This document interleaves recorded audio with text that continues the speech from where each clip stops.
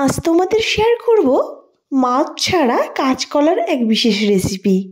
মাছ ছাড়া যে কাঁচকলা এতটা ভালো লাগে এ আমার জানা ছিল না। তো বন্ধুরা, স্বপ্নাস ডায়েরিতে সবাইকে অনেক ওয়েলকাম জানিয়ে আমি নতুন একটা রেসিপি শেয়ার করছি। আশা করছি তোমাদের খুব ভালো লাগবে।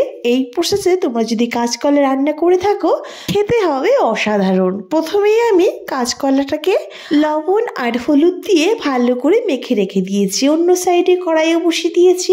দিয়ে দিয়েছি কিছুটা সরষের তেল আর দিলাম সামান্য গোটা জিরে। জিরেটাকে বেশ ভালো করে ভেজে নিয়ে বড় সাইজের একটা পেঁয়াজকে আমি আগেই কুচি করে রেখেছিলাম সেই পেঁয়াজটাকে দিয়ে আর দিয়ে দিয়েছি স্বাদ মতো কাঁচা লঙ্কা। এখানে শুকনো লঙ্কার বেশি যাবে না, তাই কাঁচা লঙ্কাটাই স্বাদ মতো দিয়ে দিতে হবে। তারপর পেঁয়াজ আর কাঁচা লঙ্কাটাকে বেশ ভালো করে নেড়ে চেড়ে দিয়ে দিয়েছি ছোট ছোট করে কেটে রাখা আলু। এখানে দুটো আলুকে এইরকম ডুমো ডুমো করে কেটে রেখেছিলাম। আলুটাকে বেশ ভালো করে নেড়ে চেড়ে এইবার দিয়ে দেবো পরিমাণ মতো লবণ আর হলুদ। স্বাদ মতো লবণ হলুদ দিয়ে আরও একবার ভালো করে মিশিয়ে নেব। ভালো করে মিশিয়ে নেওয়ার পর একটা ঢাকনি দিয়ে ঢেকে দেব কিছু সময় ধরে আমি আলুটাকে ভালো করে ভেজে নেওয়ার জন্য। 2 থেকে 3 মিনিট পর তোমাদেরকে আমি দেখাবো।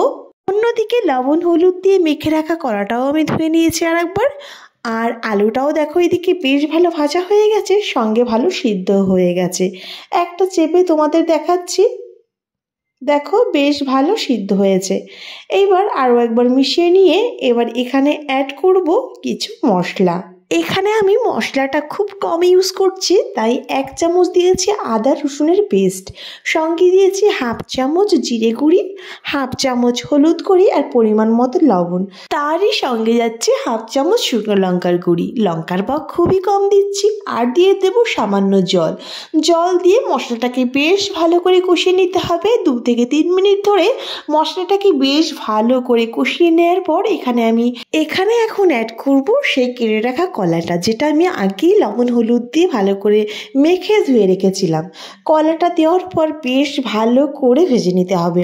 এই টাইমে দেখতে হবে মশলাটা যাতে পুড়ে না যায়, তার জন্য সামান্য একটু জল দিয়ে দিচ্ছি যাতে মশলাটা পুড়ে না যায় আর ভালো করে কষানো হয়। মশলার সঙ্গে কলা আর আলুটাকে আরও 2 মিনিট ধরে ভালো করে কষিয়ে নেব। কিছু সময় পর তোমাদের দেখাচ্ছি। এই টাইমে কিন্তু বেশ ভালো করে ভেজে নেওয়া হয়েছে। এবার আমি জল দিয়ে দিচ্ছি। এখানে পরিমাণ মতো জল দিয়ে দেবো যাতে কলা আর আলুটা একটু ডুবে থাকে। অবশ্যই এই টাইমে ফ্লেমটাকে বাড়িয়ে রাখবে। জল দিয়ে ভালো করে নেড়ে চেড়ে মিশিয়ে নেব। ভালো করে মিশিয়ে নেওয়ার পর জলটা ফোটার জন্য ওয়েট করছি। যখন দেখবো টকবগিয়ে ফোটা শুরু করেছে সেই টাইমে একটা ঢাকনি দিয়ে আমি ঢেকে দিচ্ছি যাতে কলা আর আলু দুটোই বেশ ভালো করে সিদ্ধ হয়ে যায়।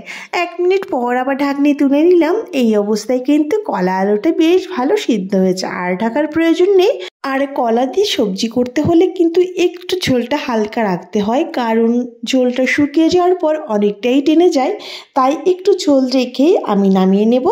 শেষের দিকে দিয়ে দিচ্ছি সামান্য চিনি আর দিচ্ছি সামান্য গরম মশলার গুঁড়ি।